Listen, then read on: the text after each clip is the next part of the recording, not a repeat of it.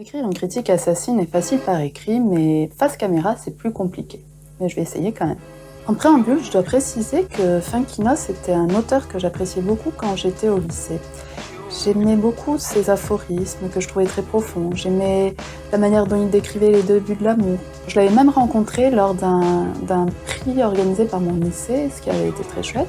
C'est un auteur que je conseillais. D'ailleurs, je crois que j'ai toujours un exemplaire de Charlotte à ma belle-mère. Bref, retourner ma veste de lectrice, ce n'est pas facile, mais pourtant, il va falloir le faire. Et c'est pour ça que je vais vous parler de numéro 2 de David Funkynos qui vient de sortir.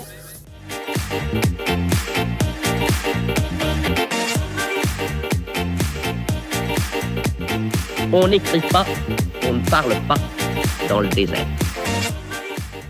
Et donc de quoi parle le numéro 2 ? C'est l'histoire de Martin Hill, un jeune garçon qui a été évincé à la dernière minute dans le casting pour jouer Harry Potter par Daniel Radcliffe. Et chaque chose qui va lui rappeler Harry Potter va le plonger dans un mutisme et dans la rumination de son échec. Dès les premières pages, j'ai su que ça allait être pénible de le continuer. Il y a tout ce que je déteste. L'abus d'adverbes et d'adjectifs, les clichés littéraires, les situations pleines de bons sentiments. Et finalement, Funkynos le dit lui-même, comme s'il allait prévoir ce que les lecteurs peuvent ressentir. C'est souvent ce qui nous a attirés en premier lieu, qui nous débecte par la suite. Le livre est découpé en plusieurs parties. La première, c'est plein de digressions inintéressantes sur Harry Potter. La seconde, c'est le casting raté, la mort du père, donc vraiment l'élément perturbateur. La troisième, c'est maltraitance et reconstruction difficile. Et la quatrième, c'est possibilité du bonheur. C'est grossièrement présenté, mais c'est à peu près comme ça. Le schéma actentiel est vraiment visible. Quel est le majeur problème de numéro 2 ? C'est qu'il ne respecte pas la règle numéro 1 en littérature, qui est show don't tell. Dans numéro 2, on raconte plus qu'on ne montre. Ça signifie qu'au lieu d'installer des scènes avec des dialogues qui permettent de caractériser les personnages, on va plutôt dire « Jeanne est comme ci, elle fait cela, un jour elle rencontre John, et blablabla ».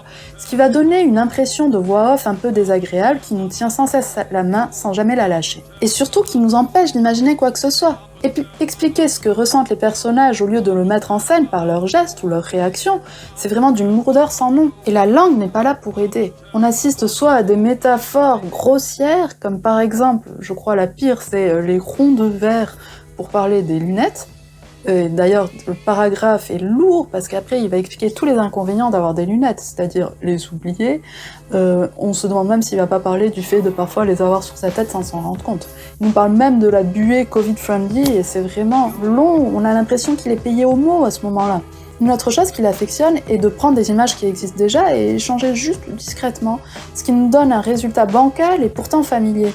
Par exemple, quand il dit « il parle avec du venin avec les mots » ou « l'aveu avait été au rivage de sa parole », celle-là, elle pèse un quintal à vue d'œil. Puis les références sont faciles et passent partout. Si on parle de cinéma, on va parler Godard et Truffaut. Si on parle de musique, on va parler des Beatles. Si on parle de la Grèce, on va parler de Santorin. Si on parle de philo, on va parler de Sartre. Des répétitions sont aussi présentes avec des références au hasard, à l'échec, ce genre de choses qui revient, ou réel aussi. Et aussi la construction comme plus adjectif, par exemple comme hébété ou comme en état de choc. Dans ce genre de cas, pourquoi tu enlèves pas ce putain de comme ? Parce que franchement, c'est d'un lourd. Qu'est-ce qu'il y a d'autre aussi ? Ah oui, clairement. Le tic de langage clairement, qui apparaît peut-être pas tant que ça, mais qui me... Oh. Et puis ces aphorismes, bon sang, je me demande si j'aimais en fait, c'est ça le truc. Je me demande, est-ce que à 16-17 ans, c'était ça qui me plaisait ? Parce que là, franchement, je vais vous les mettre, on pourrait résumer le livre rien qu'en les collant côte à côte, et voilà, vous pouvez avoir la 4e de couverture. Rien n'est plus visible que l'absence. On peut surmonter ce qui nous fait mal. Ça, c'est en italique. Les enfants peuvent vite devenir des défouloirs à frustration. On prête toujours au taiseux d'incroyables histoires. C'est bien, hein ? Vers le tiers du livre, on commence légèrement à rentrer dedans, mais seulement en mettant notre cerveau sur pause. Peut-être parce que l'enjeu principal se dégage. Harry or not Harry. Et qu'on quitte tout le folklore habituel sur Harry Potter, ces surexplications sur la précarité de J.K. Rowling au moment où elle a écrit, ou sur la symbolique des détraqueurs, qu'il explique vraiment avec trop d'enthousiasme, parce que ça apparaissait dans les télé 7 jours et les télé loisirs de l'époque, c'est n'importe quoi, tout le monde connaît ça. Et il le dit comme ça, avec une certaine naïveté qui est vraiment, on a l'impression que c'est un livre pour enfants. C'est vraiment l'impression que j'ai eue. Le seul passage potable, c'est au moment où Daniel Radcliffe a la réponse. Et c'est le seul moment où on sent que l'auteur s'est posé, a essayé de visualiser vraiment ce qu'il ressent, ses sensations. J'ai trouvé aussi que le fait de ne pas mettre de points, de laisser les virgules comme ça a une accélération du temps qui met bien en valeur l'angoisse et l'appréhension. Ça mange pas de pain, mais ça fonctionne toujours. Ça fait 2 ou 3 pages dans le livre et tout le reste, pour moi, c'est... Bon. Mais vraiment, comme je disais un peu plus tôt, cette impression qu'il est payé au mot.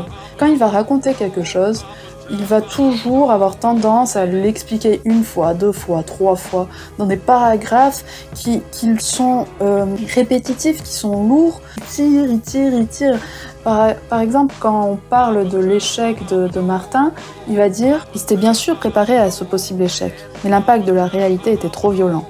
Il ne se sentait pas capable d'encaisser un tel choc. » Et après, ça continue dans le paragraphe, ça nous le dit encore 1 ou 2 fois. Enfin, dans le cas où le petit derrière, à côté du radiateur, n'est pas compris, quoi. Les jeux de mots sont niaiseux, par exemple, Xanexis, qui est le nom du pédopsychiatre, qui est une Xanax, quoi. Enfin, on a l'impression que c'est niveau Tom Tom et Nana. Le fusil de Tchekhov, qui est l'espèce de cravate parapluie, qui est le plus nul des fusils de Tchekhov de toute l'histoire de l'humanité, parce qu'en fait, il va s'en servir lors de l'enterrement de son père, et ça va être...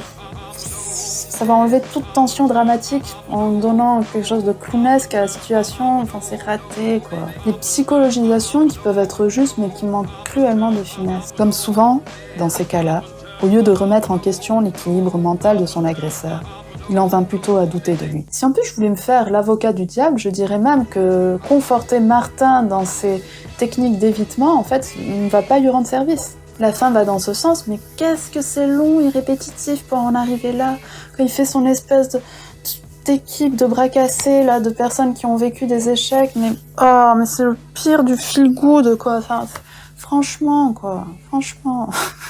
Et la conclusion, donc, c'est qu'il faut affronter ce qui nous fait peur. Une conclusion guimauve, une conclusion passe-partout qui sert à caler des meubles, quoi. Quelque chose de sans nuance ni aspérité. Les gentils sont très gentils, les méchants sont très méchants. D'ailleurs, l'axiologie des adjectifs et des adverbes ne nous permettent jamais de nous faire notre propre idée sur les personnages. Par exemple, à ce passage où comment il s'appelle, Marc se moque de Martin. Marc et son fils ricanaient bêtement, fiers de leur minable éclat. C'est tout ce qu'il faut éviter en littérature. Il faut essayer d'être dans la suggestion. S'il se sent obligé de préciser ce que l'on doit ressentir, c'est qu'il l'a mal exprimé. Donc qu'est-ce qui s'est passé depuis la sortie de La Délicatesse ? J'ai 2 théories. Soit Funkinos s'est laissé emporter par son succès, a fait appel peut-être à une plume plus lourdaude, ce qui est possible, ou alors tire au forceps les mots de son cerveau, sans enthousiasme, sans trier quoi que ce soit, et comme son éditeur est très gentil, ça passe.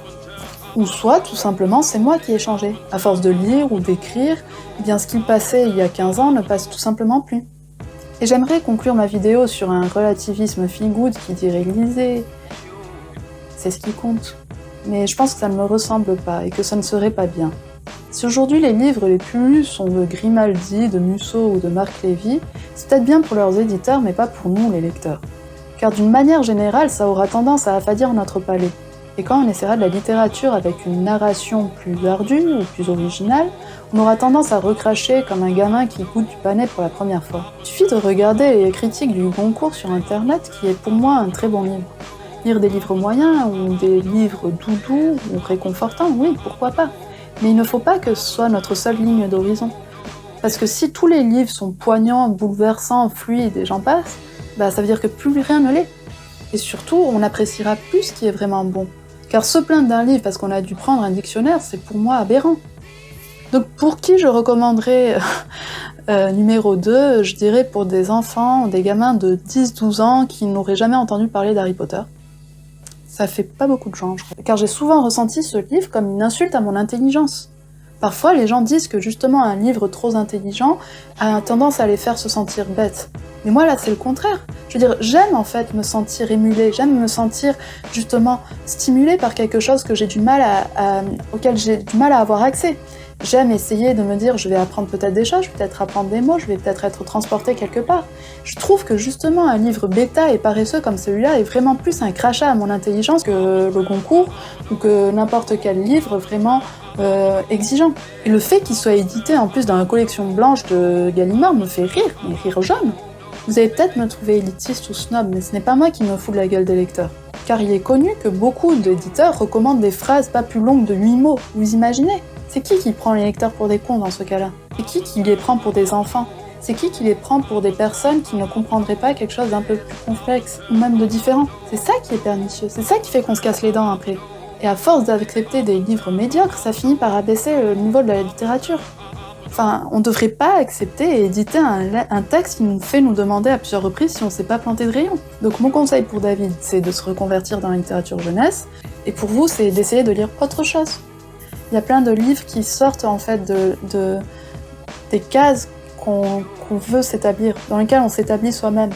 Enfin, j'ai l'impression que la littérature suit un peu, que l'édition et que la littérature suit un peu tout ce qui se fait aujourd'hui pour les séries et pour tout le reste, suit le même niveau, le côté algorithmique un peu, c'est-à-dire à toujours nous circonscrire dans des cercles et jamais nous permettre de sortir de ces cercles et de découvrir d'autres choses. Et c'est pour ça que moi je pense que lire des livres comme celui-ci ce n'est pas grave, mais il faut vraiment reconnaître sa sous-qualité en fait. Donc voilà, moi je vous remercie de m'avoir écouté. Lisez tout, mais aiguisez votre esprit critique.